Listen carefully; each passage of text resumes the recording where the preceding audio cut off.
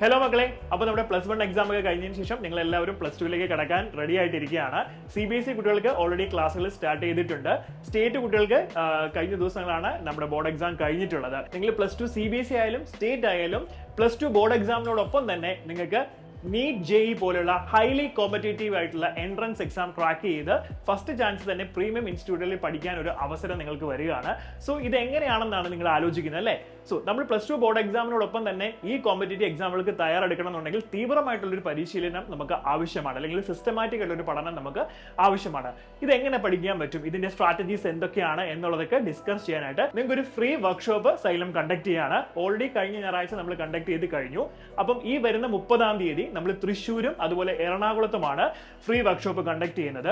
തൃശ്ശൂര് രാവിലെ 10 മണിക്ക് പള്ളിപ്പുറം റോഡിലുള്ള കാൽഡീൻ സെന്റർ വെച്ചിട്ടായിരിക്കും നമ്മുടെ വർക്ക്ഷോപ്പ് നടക്കുന്നത്.